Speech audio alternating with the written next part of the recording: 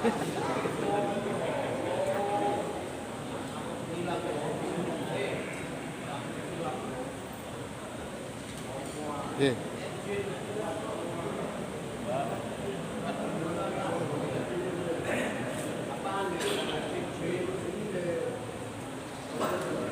Sesuai dengan tema yang disampaikan. Jadi kita punya pemikiran sebagaimana kita tahu manusia itu punya keterbatasan. Apakah itu keterbatasan fisik, waktu ataupun yang lain. Sebagai contoh, pasti setiap kita itu pinginnya ibadah yang sebanyak-banyaknya.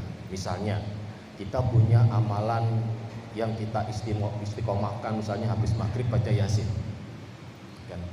Pinginnya full 24 jam baca yasin, tapi karena kita punya keterbatasan tidak mungkin dilakukan.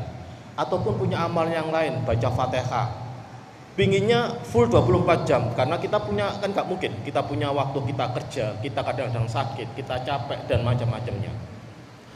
Maksudnya supaya gampang, ini akal-akalan saja, akal-akalan. Jadi saya pernah dengar ada faktor pengali yang kita bisa manfaatkan supaya dapat sebanyak-banyaknya. Jadi misalnya kita baca yasin 1 kali, kemudian berikutnya pada waktu penutup kita akhiri adada kholqi warido nafsi wazinata arsib. Itu pun apakah diperbolehkan? Termasuk amalan-amalan yang lain, kita punya baca fatihah, setelah selesai kita punya amalan baca selawat, setelah selesai kita lakukan hal yang sama. Artinya matematikanya kan enak itu, tinggal mengalihkan sebanyak-banyaknya. Kira-kira diperbolehkan atau tidak? Terima kasih. Assalamualaikum warahmatullahi wabarakatuh. Terima kasih atas pertanyaan yang ditanyakan pada majelis kita. Mudah-mudahan melalui pertanyaan kita semuanya diberi oleh Allah Ta'ala ilmu yang manfaat, ilmu yang berkah dan bisa mengamalkan. Amin ya rabbal alamin. Kita tahu bahwa pahala dan ganjaran Allah Ta'ala itu tidak terbatas. Tidak terbatas. Setiap amal taat dan perbuatan yang baik itu ada pahala yang tertulis, ada pahala yang tidak tertulis. Tergantung apa? Tergantung kualitas yang ada pada diri orang yang melakukan. Semisal banyak orang bisa mengatakan la ilaha illallah, tapi pahalanya kah sama? Bukan sama.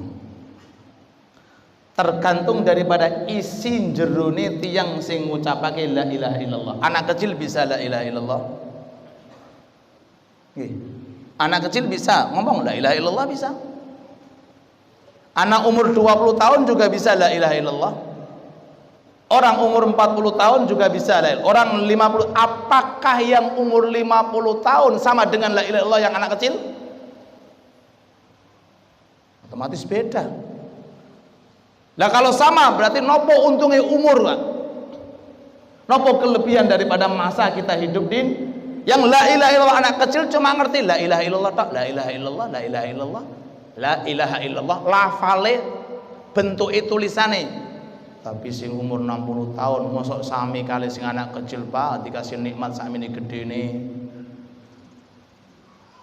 Dikasih istiqomah sakmene gedene, dikasih anugerah seperti ini, angsal bojo alhamdulillah, duwe turunan, duwe ngeten. Nopo kualitas otomatis beda. Ini pertama. Nggih, sekali surat Al-Fatihah, nek sing mau Syekh Abdul Qadir Jailani sekali tok, mungkin kalau mau dibandingkan dengan kita berapa kali, Pak? Kira-kira berapa kali? 1000, kurang akeh, tak juta. Niku nembe setunggal tok Fatihah, tapi yang baca Syekh Abdul Qadir, belum yang baca sahabat, belum yang baca Nabi Muhammad sallallahu alaihi. Ini pertama, perlu kita kondisikan. Nek badhe ibadah toto dulu awake. dirhamun sabaqa alfa dirham.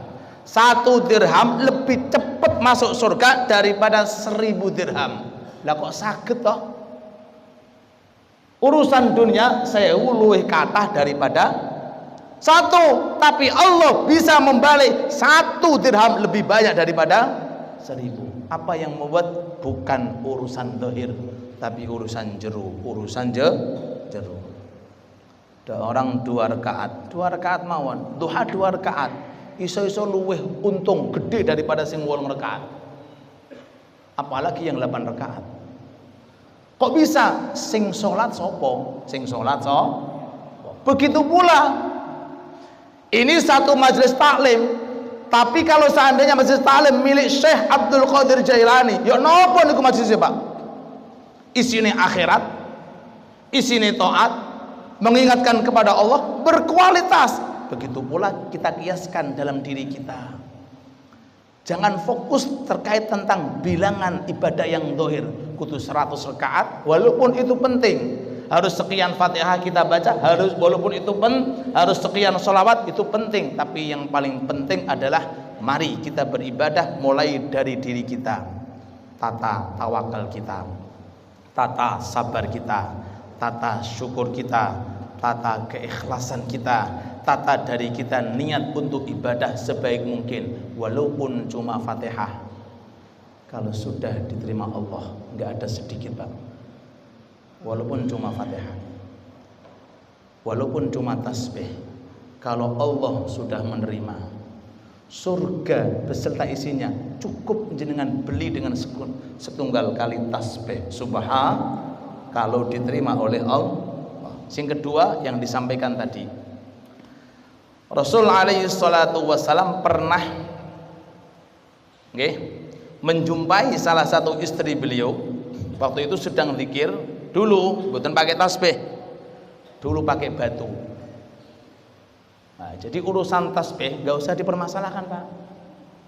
Dulu pakai batu. Untuk apa? Untuk mempermudah hitungan. Sing dipermasalahkan sing ora gelem zikir. Mau zikir pakai jari-jari monggo, mau zikir pakai napa niki? Tasbih monggo. Bebas. Itu hanya sekedar wasilah untuk mempermudah. Lah orang-orang salaf sendiri nek zikir mantun salat bukan pakai tasbih, pakai jari-jari, hitungan jari-jari. Nek triknya Habib Abdullah Haddad dimulai dari sini. Itu ya gini, Subhanallah, subhanallah sampai mriki. Kemudian kiri dari sini. Subhanallah sampai mriki. Jadi jempolan buatan digunakan untuk ngitung. Nanti ditutup 3 jari-jari, jangan hitung mungkin 33. Subhanallah, subhanallah, terus muter sampai kelingking. Makanya sing kiri dari jempolan digunakan ngitung, dari kelingking subhanallah sampai terakhir, nanti ditutup 3 jari-jari. Subhanallah sampai mriki, jangan hitung 33. Tapi tidak kita salahkan orang yang zikir pakai tasbih. Cuma orang-orang yang saya ketahui khususnya di Hadramaut mantun sholat bukan pakai tasbih, pakai jari-jari. Ada hadis innaha mustantiqat, ini jari-jari Rasulullah kelak nanti akan memberikan kesaksian kepada kita. Adapun di luar mungkin ada orang 1000, 2000 mosok pakai jari ngeluh, Pak. Orang sholawatan 1000 pakai jari-jari ngeluh muter sampai mana? Pakai tasbih. Jadi tidak ada permasalahan. Yang perlu dimasalahkan apa? Yang tidak mau zikir. Rasul melihat istrinya, salah satu istrinya zikirnya pakai batu, dibiarkan. Keluar Rasulullah, selesai hajatnya, wangsul malih masuk ke rumahnya, masih zikir. Kata Rasulullah, "Hei fulana, aku duwe ucapan. Sekali saja saya ucapkan lebih banyak daripada apa yang kamu ucapkan." Kaget bojo. Saged iya. Napa niku tadi? Adada khalqi wa ridha nafsi wa zinata arsyih wa midada subhanallah adada khalqi wa ridha nafsi wa zinata arsyih wa midada. Monggo dihitung. Subhanallah dengan bilangan makhluk. Ayo dihitung berapa, Pak? Adada khalqi wa zinata arsyih. berate timbangane ares. Pernah toh jenengan ngiloni ares? Wa ridho nafsi, bilangan ridhone Allah Subhanahu wa taala. Wa midada kalimati, berapa hitungan kalimat-kalimat Allah. Walaupun cuma sekali, subhanallah, adada khalqi wa ridho nafsi wa zinata arsy wa midada. Ini yang kedua. Begitu pula kalau seandainya seorang baca Al-Fatihah waladhdallin amin adada khalqi, enggak ada masalah juga. Dikiaskan seperti nopo lantunan zikir. Cuma orang-orang salaf dulu kalau pakai adada khalqi ridho nafsi itu hitungannya pakai zikir. Pakai lantunan zikir. Ya, enggak bisa pakai duha 2 rakaat adada khalqi loh. Enak rek caranya. Wah enak, ngaji sekali bubar akhirnya so gak ngaji. Kenapa? Adada khalqi. Ya akhirnya sana sing ngaping kayak piringan nih. Pun, nggih, insyaallah ngoten.